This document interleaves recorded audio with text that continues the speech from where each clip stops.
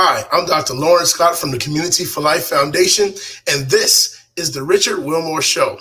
On today's show, we have actor Michael Wakefield, musician Heartless The Monster, and we have the cast of the Classic Theaters production of our town.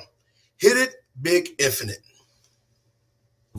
Make your day richer than it was before. Got some good times knocking upon your front door. It's the Richard Wilmore Show.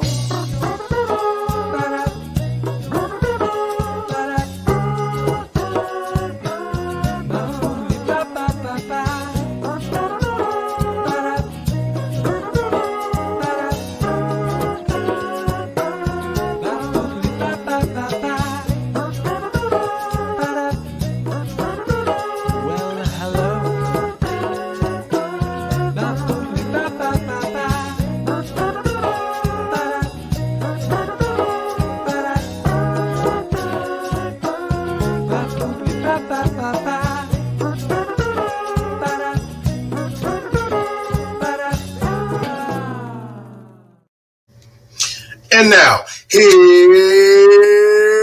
Richard.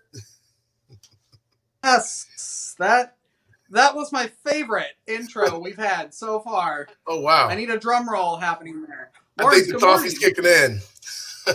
That's right. That's perfect. I love it. How are you? I'm doing well, sir. Doing well. Thank you for this opportunity. I'm very excited. Of course. Lawrence and I kind of ran into each other the other day and through a mutual friend of ours, Roma, and here you are. Absolutely, absolutely. Roma's been instrumental, and Ken's father been instrumental in helping the Community for Life Foundation gain some traction locally and globally, actually. So thankful for her and then connecting us. So I thought that was great. Yes. Tell everybody about Community for Life. Absolutely. So we're a 501c3 organization. This is our 20th anniversary. So we've already given over $700,000, $500,000 in our 20 years to over 270 students. Students range from, I'm an actual former recipient, 2003 recipient of the scholarship, but students range from doctors, lawyers, teachers. We even have an NBA coach. We have an NFL coach rather than an NBA assistant GM. Bryson Graham, New Orleans Pelicans. So we have quite a bit of recipients that are doing amazing things out in the community. That's amazing. 20 years. That's Yes, huge in the nonprofit world. Huge. Absolutely. Are you doing anything to celebrate? Yeah, absolutely. So we're trying to give $60,000 this year. So we're in fundraiser mode, as you very well know that world. And so we're doing quite a bit of press and definitely getting out into the community. But more importantly, we're really big on making sure that our recipients, today's learners become tomorrow's leaders. So we're helping them, even when they're in college, we're sending them gift packages and, positive aphorisms just to really promote academia and that they do well. So absolutely. And I suppose it probably feels like such a full circle moment as a recipient to now like working with them. What does that feel like to be able to now kind of be on the other side of it? Yeah, it feels amazing. I remember my first day, I was sat down by our founder, Keith and Denise Grahams, our founder, and I thought they wanted me to join the board. So I was like, yeah, sure, I'll join the board. I didn't know I was going to be taking over it. But once I got in, and I learned the enormity of what we were doing, once I got in, I felt the spirit of, like I said, law of reciprocity. You're giving amazing blessings. It's time to give them back. And again, we want our our students today to not have to worry about, the cost of higher education. Let's defray that so that you can have a seamless transition into post-secondary studies or whatever you want to do. I love it. How can people who are watching, how can they help? Absolutely. So they can go to our website, www.cflfoundation.org. You have a big donate button there. So definitely donate. We are 501c3. So again, it's not going to me. So no worries about that. And they can just donate on our website, www.cflfoundation.org. I believe it's right there. It's right there. Yes. And I will put it in the comments as well after the show. So you can just click right in the comments. Lawrence. Awesome. Thanks for being here today. Thank you. Thank you so much for the invitation and keep doing well, sir. Great stuff. Hey, you too. You too. It was great meeting you. You too. Take care. God bless. All right. See you later. All right. So, of course, we're going to start the day off with music because I love music. So, I want to show you this music video from Heartless the Monster, and then we're going to get to talk to him. Do you know how excited I am right now to get to talk to the master behind this video? Take a look.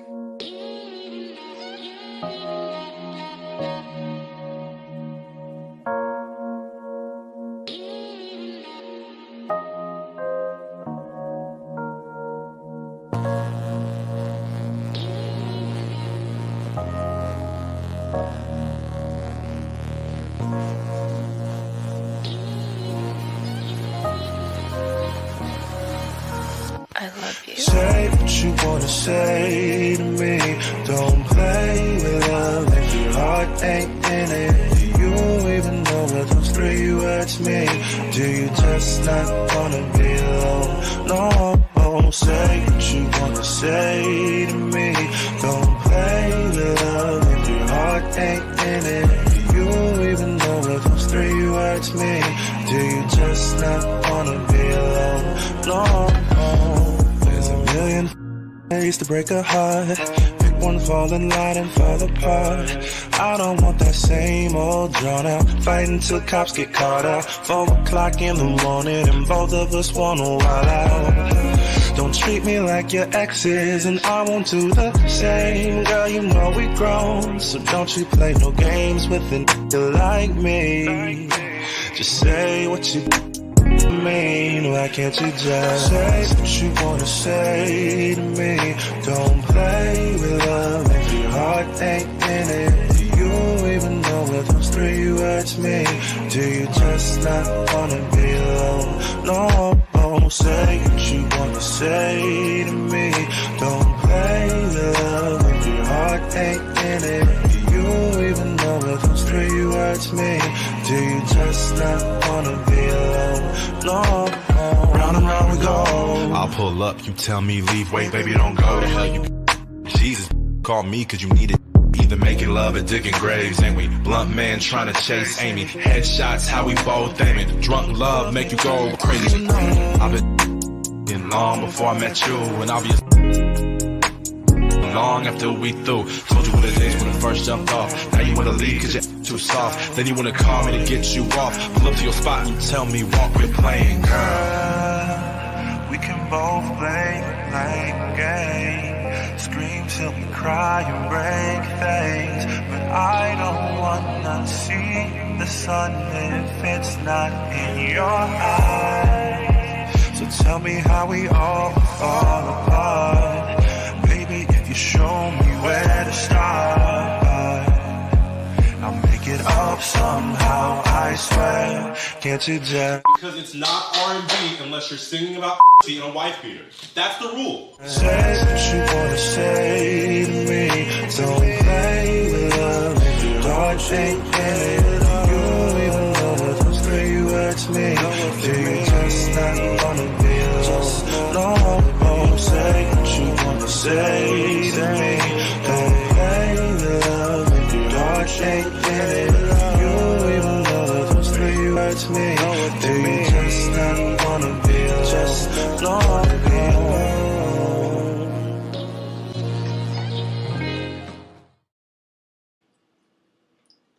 All right. Now, normally, clowns scare me. There's something about adult clowns that scare me. But if they're drinking and smoking, I feel like then they need to be on my show. Not that I'm promoting any of those things. But here, I think, are we wearing the same shirt? We're not wearing the same We're shirt. both But we're rocking wearing a very similar. the black shirt with the white roses. Yeah, we got a theme going on here. I like it. I don't know what everybody else is wearing down there in the green room, but you should definitely change your clothes to black and white roses if you have time. How are you, sir? I'm doing good this morning. How you doing? I am great.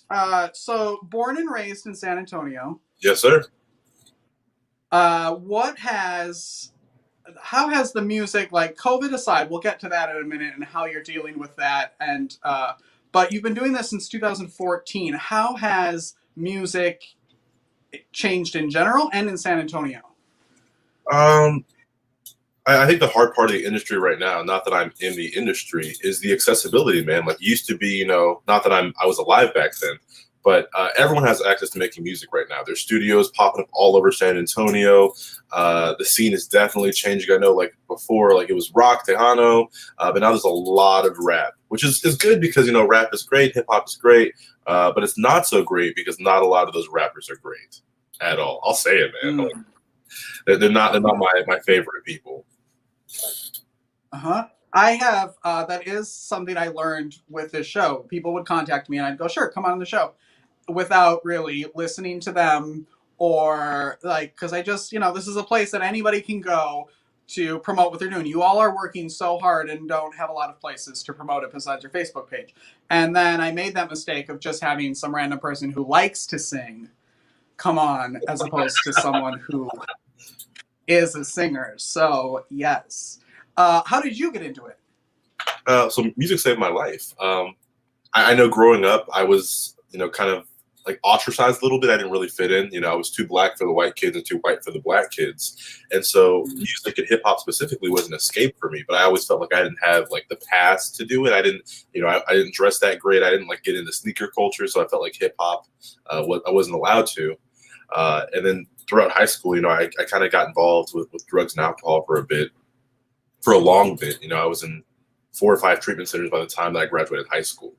And so when I got sober in 2014, and this getting sober process, you kind of start everything over. And there wasn't a lot from my old life that I could bring into my new one, but music was like kind of the only thing that I had to start off with.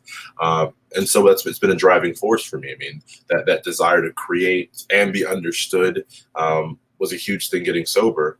And now those are the 2 things that my life kind of revolves around. My work in treatment and nonprofit, and then my work as a musician are pretty much take up all of my time. I bet. What is the writing process like for you? The writing process?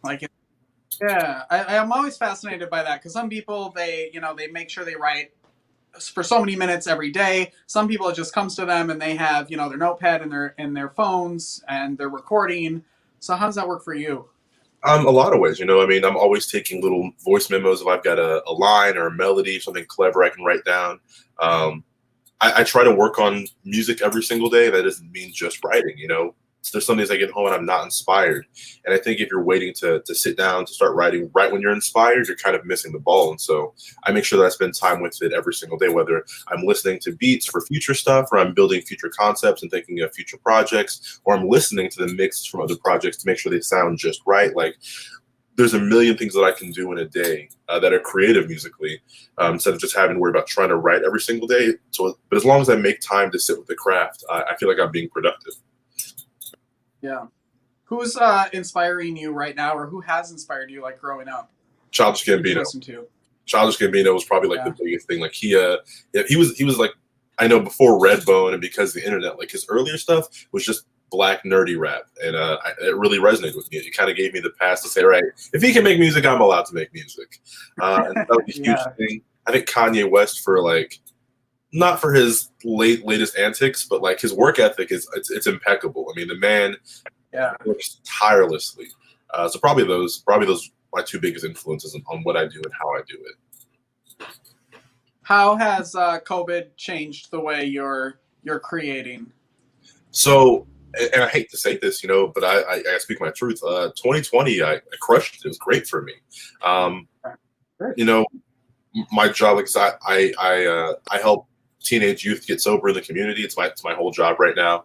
And so I help mentor them and help get them to sort resources or get into treatment or do family counseling or like one-on-one counseling and stuff. And so we moved all of that virtually, which gave me a lot of time to still like get my job done and still talk to the kids that I love to talk to, while also being able to hunker down and write and do a lot of research. I think if you add up all my views and streams, I hit 1 million streams. Dropped my first video. I got to be on the radio for the first time. I got to be on the radio for the first time in the UK. There's a lot of opportunities and goals that I'd set for myself that got to come to fruition in 2020. So I was blessed to be able to keep a job through all of this so I could fund my endeavors. I just had a little bit more time to focus on them. So it was great for me. What was it like to hear your song on the radio for the first time? I turned into like a 16-year-old schoolgirl. I'm not even gonna lie. Like they told me when it was coming on, and so I sat in my car outside my apartment for I don't even know how long, just waiting for it to come on. And then I was like, "This is me!" And then I turned it on and I videotaped to the radio. It's like this. I'm on the radio. Then I called my mom and I called my best friends. My girlfriend was inside listening on the internet. Like it was ridiculous, but it was incredible. Was that the highlight of 2020, or what has been the highlight so far? I mean, I guess not so far. It's over. Probably my first song to hit 100,000 streams. It's called Guava. You can find it on Spotify, iTunes, YouTube, anywhere you can find music, you can find it. And it was our first song to hit over 100,000 streams. And so that was crazy to think that, like, you look at the numbers and you look at the countries where your music is being listened to. And so, like, seeing all of that was incredible. Like, wow, people have played this song 100,000 times. And again, in the industry, that's chump change. And Spotify's not going to pay you hardly anything for that. But still, as a musician, to know that many people are listening in that many places was humbling and really great. Yeah, I was going to say, do you take the time to like take that in, or does that seem like so? Are you like so disassociated from that? Like that's 100,000. Like that's a lot. I think I took it in a little bit, but I know right now that the rapid pace of things, I don't really get to stop and smell the roses. Shout out to our t-shirts again. But it's kind of like the second that I hit one milestone or one accomplishment, it feels like I'm on to the next thing. And so I enjoyed it for a little bit, and it was really cool to have. My friends threw me a 100,000 stream party, so I was really happy for that. But yeah, I mean, there's not a lot of time to stop because there's always the next one. You always want to do it bigger and do it better. What else? I dropped my first video, the one that we just watched. I know we cut it a little bit down for time, but my first video ever I think we're at like 22,000 streams on YouTube for the first video that I ever made. So just, again, really, really happy and blessed and thankful for all of that. Yeah. Speaking of moving on to the next thing, what are you working on right now? I know you're recording right now. So myself and another artist from Austin named Shiloh, we're working on an album called Confetti. And like I said, I'm always working on stuff in the background. So I've got a host of singles, other projects. Right now we're finishing that. We're wrapping up editing for our song called December 8th. Again, that's on iTunes, Spotify, Apple Music, all that stuff. We're planning a video shoot somewhere between here and Houston for another one of our songs called Before the End of the World. And just getting ready to do everything bigger and better in 2021. I think the leaps and bounds that I made between 2019 and 2020, I want to keep that same rate of growth going. And so, like, I've got a tall order ahead of me for the year, but everything seems definitely achievable. And if things go the way I hope they do, 2022 is going to be insane. But like I said, I've got to grind this year to make the year after even better. I'm glad I got to talk to you before you got too busy and could say no. I'm sorry, I don't have time for you. So I'm glad you're here. I want to like kind of circle back to the nonprofit that you work for. Can you tell everybody about that and how you got involved and why? Obviously, why it's so important to you, but what you get out of it. Absolutely. So I work for Rise Recovery. We're a nonprofit here in San Antonio. We help teens and their families get sober. And even if the person that's coming to our services isn't using substance themselves, we provide support groups for them, all at non-cost. We take kids to do fun, sober activities. We help them find access to treatment if they should need that, one-on-one counseling, group meetings. I've been there since 2015. I think, yeah, I got hired December 9th, 2015, which is a year after I got sober. And so I went there actually as a kid. I was like 15 or 16 when I went there, and I hadn't gotten too far into the drug life yet. And they were loving and supportive, and they told me, hey, if you don't like kind of nip this in the bud right now, it's going to get a lot worse. And me at 15 or 16 was like, no, it's not. Then it did.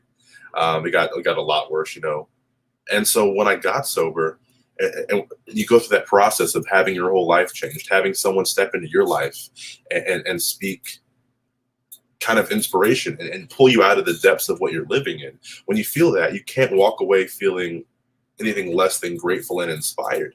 And so when I got the opportunity to work with kids, I said, no, because I don't like kids. And they said, well, what are you doing right now? And I was like, well, I'm like waiting tables. I'm like, huh. it's like, you know what, I'll give it a try. Maybe I might like it. And I got the job where I met my girlfriend now. She worked with me. She wasn't a client. Jesus Christ, no.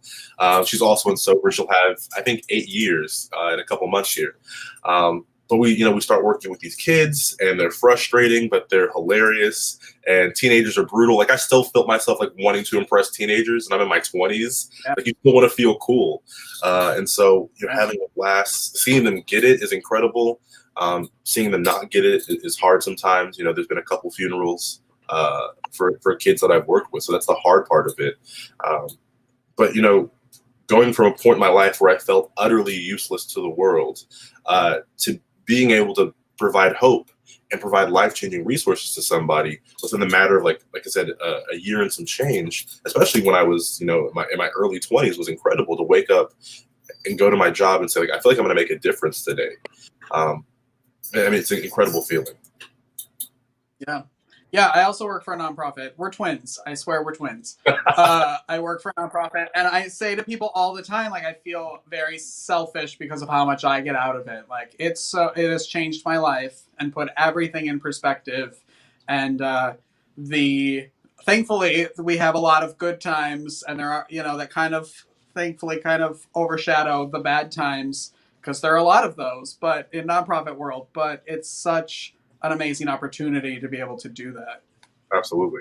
It's the best, hardest work you'll ever do. How can people support you right now? So if you want to support me specifically, you can go to my Bandcamp. You can purchase anything there. I think there's a donation link on my Spotify. But the biggest thing is just share. If anyone is a fellow musician, they'll tell you, like, you can post your music and your links on your social media, but you're just kind of shooting at the same target.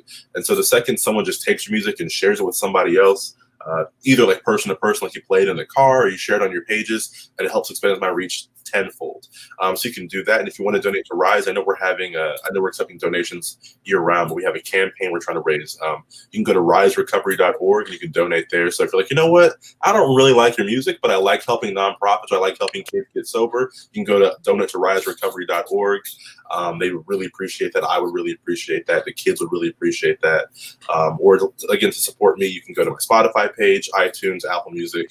If you could just share it on your Twitter, Facebook, Snapchat, Triller, MySpace is coming back for whatever reason. I don't know.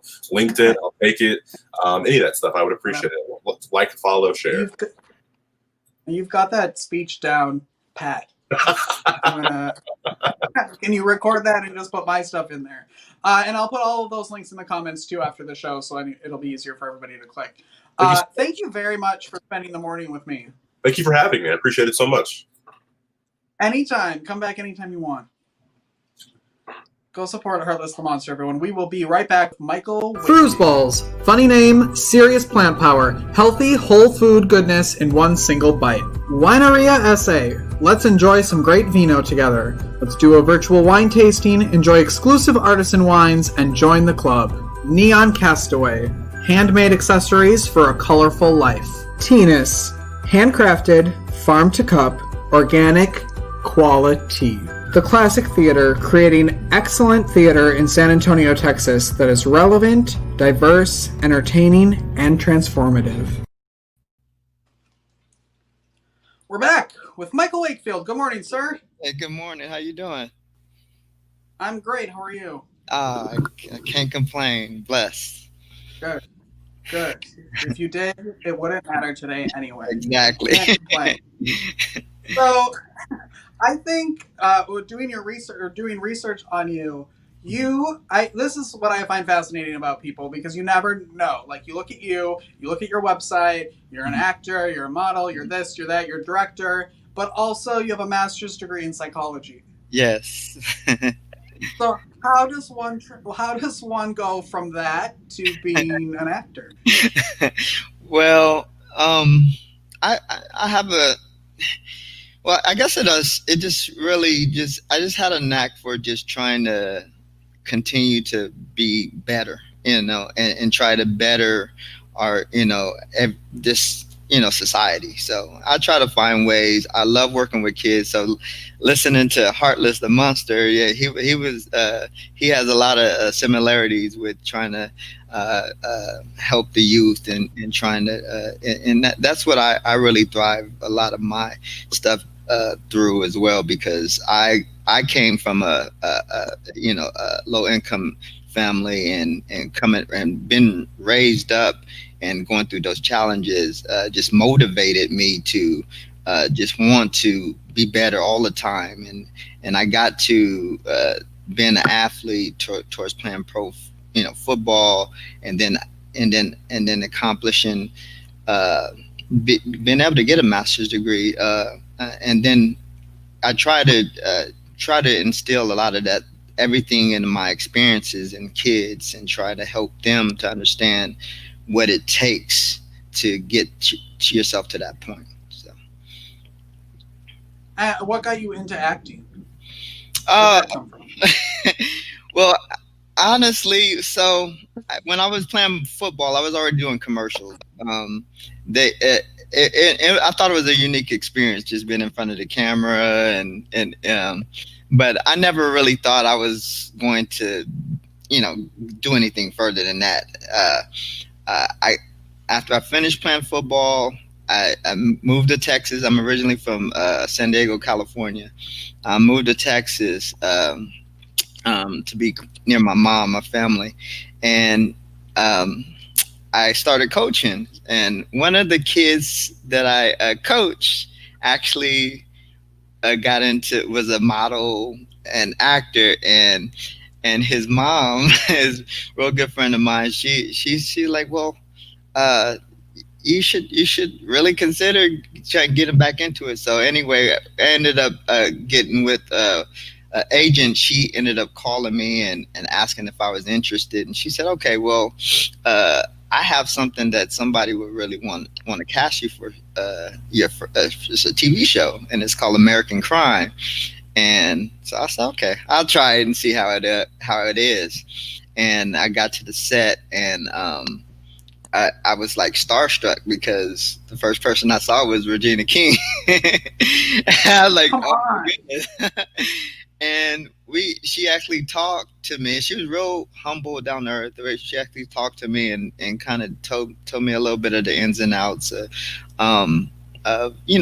just being in in the realm of acting, and it really inspired me. And she's inspiring just in general, but that conversation really inspired me to continue to really move forward with acting and film beyond just commercials, because I had continued to do commercials, but I really wanted to do more and more film.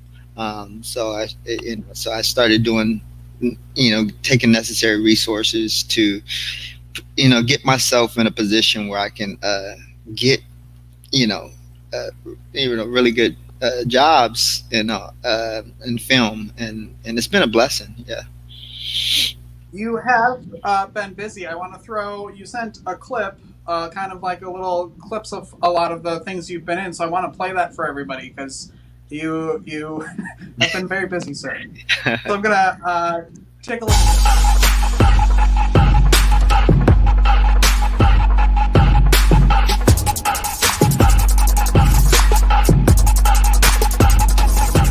Key West. No, we're going back to Houston. Was someone going to Key West? Yeah. No matter what it is, I've always had your back. I really f***ed up, didn't I? Not yet. Obviously, you have lost it.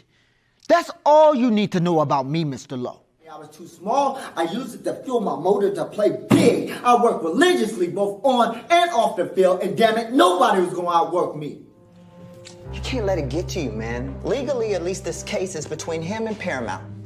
You think? You always get all the ladies, and I wanted to see what the Royal Prince treatment was like. You gotta worry about me hitting your face, because I'm gonna have my hands all across your neck. I'm gonna just choke the shit out of you like I did Grandma when she ate my Fruit Loops this morning. I said, Grandma! I mean, come on. Side note, I was watching that clip last night, and my friend Aaron popped up. Aaron Ramos popped up on your clip. And so I Marco Polo'd him, and I was like, "Excuse me," and he had nothing but great things to say about you and how much you helped him when he first started out, and what a great actor you were, and what a great person you were. So I just wanted to throw that out there. That he really appreciated everything you told him and did for him when he first started out a few years ago. Right. That's what it's all about. Is just trying to, especially being in Texas. A lot of the Texas actors don't get as much love as you would with actors that may be in California or New York. So to try to do whatever you can to try to help support your fellow actors is what it's all about, because at the end of the day, you want to see, it's not just about you being successful and seeing yourself in film. It's about seeing those that you care about and uplift and uprise on themselves as well. So I'm grateful to have met Ramos. That's my boy. That's one of my favorite actors to work with as well. He's a good guy. He was on this show like 2 years ago, and we've become really good friends. And he's a good guy. So yes, he is. What's been your highlight so far? I mean, Regina King, obviously, but out of everything you've done in life, maybe even outside of acting, what's been the highlight so far? Well, my initial highlight was I made it a point. I was raised a football kid, so my initial goal, I had two goals, and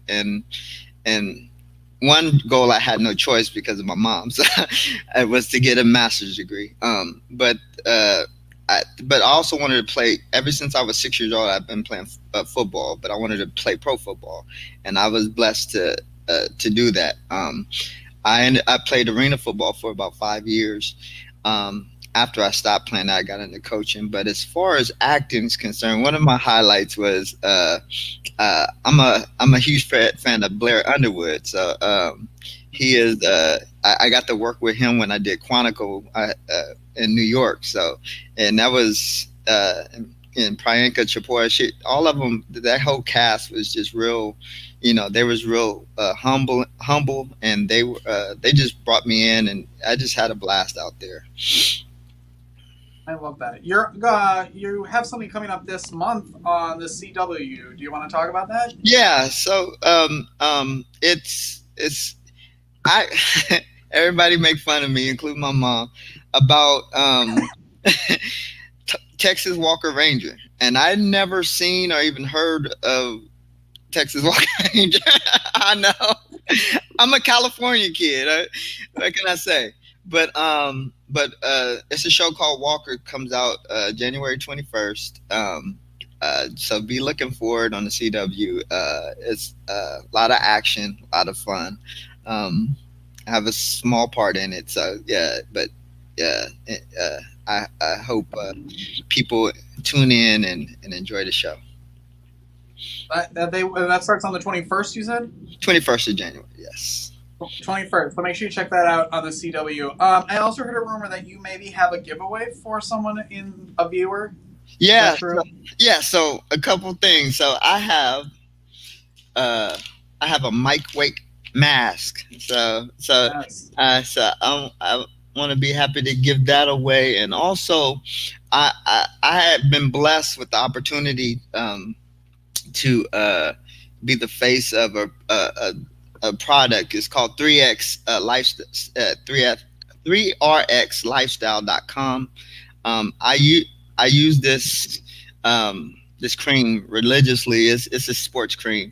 It's because I work out quite a bit, and it's helped me, and because my muscles they don't warm up like they used to. I'm not not as young as I used to be, but I've been blessed to work with you. So we have a product to give away for anyone that is interested in sports cream and all kinds of other products. That if you go to the website at 3rxlifestyle.com, you'll be able to see a lot of the different products that they have. and we have a little gift basket for to give away as well. So. Well, thank you. Yeah, so like the show, share the show, heart the show, do all the positive things. Don't give it a thumbs down. But if you're watching, you'll get put in this little thing right here full of everybody who's done that. We give away stuff. So thank you very much for doing that. I wanted to tell you, I love what you do to put a spotlight on those that I think you've been an inspiration. Just following you and watching you as well. So please keep doing what you do, because I think we need more people like you. Oh, well, thank you. I enjoy doing it, and I get to meet cool people like you. So why not do it? All right. All right, sir. Enjoy your week. Make sure you watch Walker, Texas Ranger. Did you go watch the whole series then, or have you not even seen the original? I'm gonna go. I promise you. I'm gonna go back. I'm gonna watch the old school show and then and catch up and kind of see what I've been missing all of these years. So. All right, good. Michael Wakefield, everyone. We will be right back with the cast of Our Town. Thanks, Lick Honest Ice Creams. Know what you're licking, y'all. Made in Austin, Texas since 2011. Unique flavors inspired by what's in season locally. Go Vegan San Antonio, a vegan comfort food truck located at The Block in San Antonio. Rebel Designs, handcrafted sterling silver jewelry designed by Shelley, inspired by nature. The Right Fit, style, makeup, and fitness, taking the stress out of getting dressed. My gosh, I hope this is everyone. Is this everyone?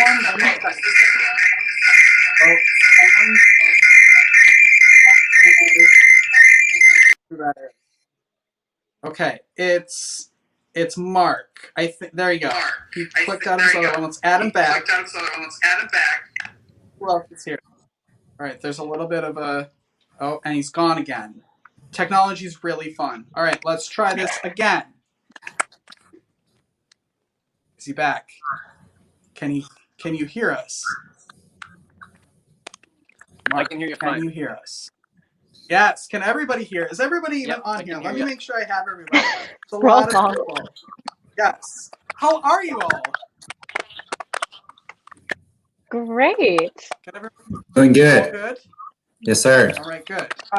Can we go around the room and introduce yourselves and tell everybody who you're playing in Our Town at the Classic Theater? Bella, we'll start with you. Hi, my name is Bella, and I'm playing Rebecca in Our Town. Hi, my name is Alex Irene Gonzalez, and I'm playing Emily Webb. I'm Adam Ochoa. I'm George in Our Town. Mark frozen? Poor Mark. He's had such a morning. First, he couldn't hear anybody. Then he was on here twice. Poor Mark. Mark is our director. He's the director of our show, and he's also the stage manager. So he's not only directing us in rehearsals, but he's also having to learn his own set of lines to be on stage to say them. He's in the trenches with us. He's in the trenches now. This poor guy has to work so hard to try to be on this show. I'm gonna. Mark, can you hear us yet? All right, Mark's gonna go away for a minute. We'll try in a second to see if it works. And I'm gonna take this off because nobody can see you guys on the bottom. All right, so it opens next month at the Classic Theater. There you go, right here, February 5th through the 28th. What are you guys most excited about doing this in a time of COVID? So anybody? No. Promise. Adam, go first. Okay, fine. I think what I'm most excited for, we did a kind of like a read through to kind of get back in the groove a few weeks back over Zoom, and it was just interesting to see after like 9 months of a pandemic how different and how much harder the show kind of hits afterwards. We're all kind of just like, whoa, after the read through, and so I'm excited to see that on its feet and even more so, I guess, intensified. Yeah. How has it changed? Oh, sorry. Go. Sorry. You don't get No, to it's all you, see Alex. It's all you.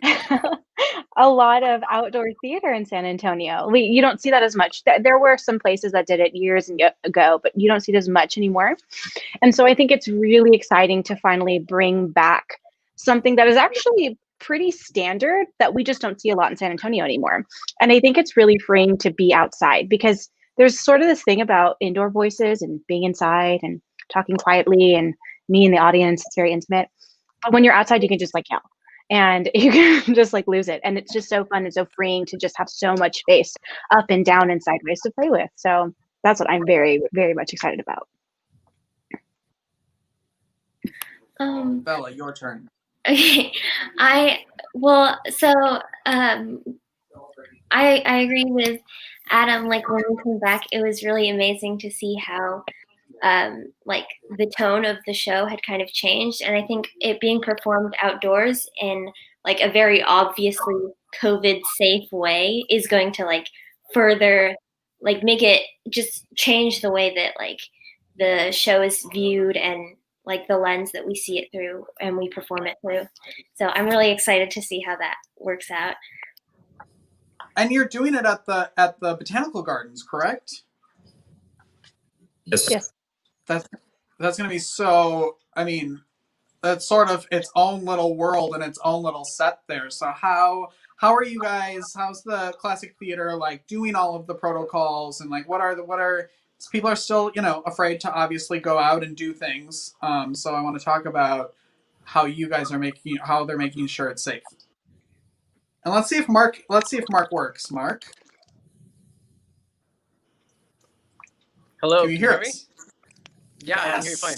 Success. Success. Let's start the whole thing over again. Mark, so what are you doing here for our town? What are your roles? We've talked about it, but I want you to talk about it. So the play has kind of a narrator that takes you through the journey of this experience, and so that character is actually called a stage manager, which can get kind of confusing sometimes. So I play that role, and the function of that is essentially to direct the characters coming in and out of the story.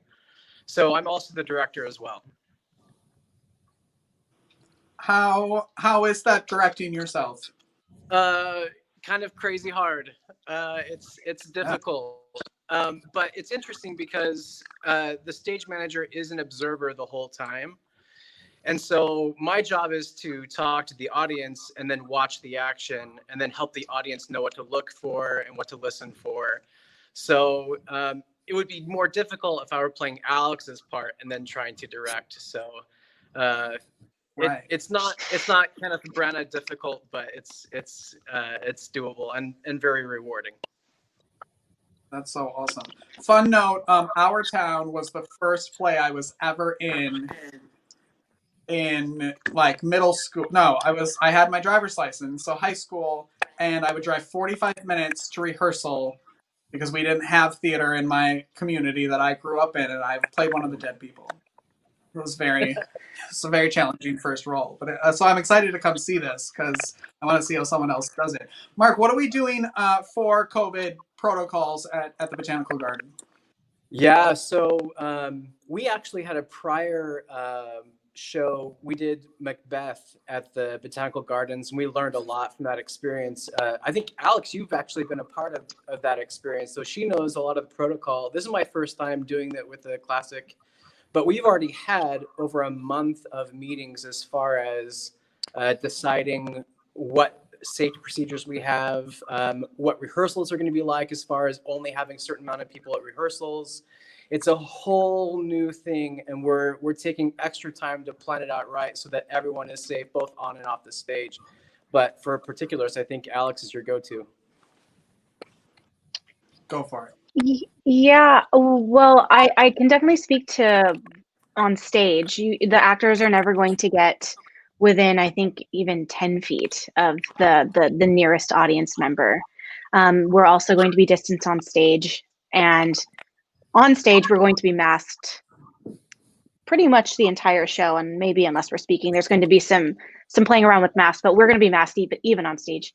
And in terms of the audience has their own pods they're going to be distanced 6 feet from each other, and we are also, I believe, neglecting to have an intermission so that we don't run into any kind of problems with people lining up and being too close together. So it's going to be, as far as I know, Mark, just we're all the way through. We're distancing all the audience, and there's no meet and greet with the cast afterwards.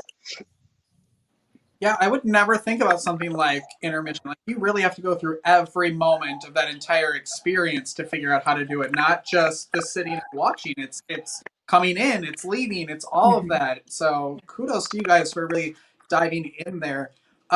Theater has been gone for quite some time because of COVID. So how excited are you all to be back performing and creating? And is it exciting to try to figure this out, or is it probably a little frustrating as well? But what's the energy behind trying to figure out theater in a COVID world?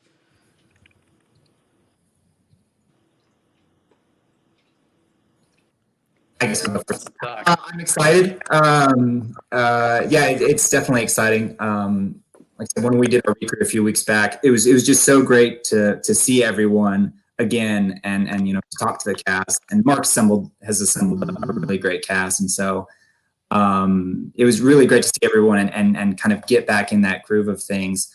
I was a little. It took me a minute to wrap my head around it, especially in terms of like the masking and the social distancing, because I was like, oh, well, how's that going to work for our time? What about this scene and that scene? But then at one point, everything kind of just clicked. And I think it, in a way, can almost enhance the show in certain aspects of it. And so I'm excited to see that and see how it works. So. Awesome.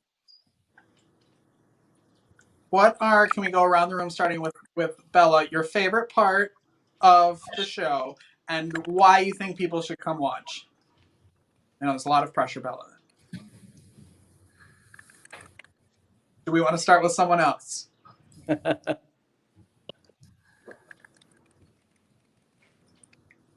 Yeah, start with someone else. Alex. Alex, what's your favorite part of the show and why do you think people should come? I really enjoy, there's this really pretty monologue that Emily has at the end of the show. Actually, now I have two favorite parts that are coming to mind. I'll go with the first one. There's a really pretty monologue that Emily has at the very end of the show where she says goodbye to some very, very simple things. But I think that monologue that she has really encapsulates what the show is about, which is, for me, it's about appreciating the small moments in life, the everyday, the pressing the elevator button to go up to work. It's about appreciating those small moments and those small interactions with people, and just kind of living every moment and being present in every moment, because it's so quick and then it goes away. So that would be one of my favorite moments, is that monologue, because it's just so simple and so beautiful. So yes. Mark. My favorite moment is actually watching all of these different kinds of actors on stage. When we cast the show, we wanted to reflect the whole rainbow of what San Antonio is. And so all of our actors and all of our people working on the show are all actually from our town, from San Antonio. And it's just beautiful. I'm watching these actors who I've seen before, but now they're doing things in a whole different way, in a very cool way. They're growing. And so that's really my favorite experience, to just sit back and observe and watch these very talented actors do their craft. And I think people should watch it because, like Alex was saying, this is a play about the simple things that we take for granted. I remember sitting in my office before all this COVID hit thinking, man, I wish I had time for family. I wish I had time to work on this project. Well, guess what? We had time. And that time is fleeting. And the question now is, did you take advantage of that time? Because hopefully it doesn't come again. And so this play, as you go and you sit down, you start to realize, wow, I really should go home and just take time to listen to my child, or wow, I really should go get a coffee with someone that I haven't seen in a long time, because you never know when those moments are gone. And this thing we call life is so fleeting and so ephemeral. So hopefully when audiences walk away, they will truly ask themselves what is important to them and just suck in every last nuance of that experience. Yeah. Adam? I kind of have two. I hope that's allowed. I really like the ending of Act One. There's a really nice, touching scene between me and Bella with George and his little sister Rebecca. So I really like that moment because it starts out kind of like, oh, leave me alone, you're annoying, but then it kind of gets very tender at the end. And Bella's so fun to work with. And then, of course, my favorite is the what I like to affectionately refer to as the soda shop scene, I guess you could call it. It's in Act Two.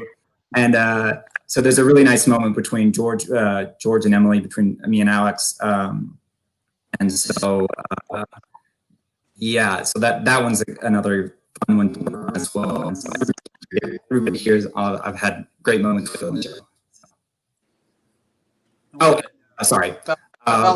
Reason why people should come see it, I think for me, is how relatable it is. I feel like anyone who comes to see the show can identify with, a character or a situation in the show, and so for me, that's the thing that's really stood out in my mind.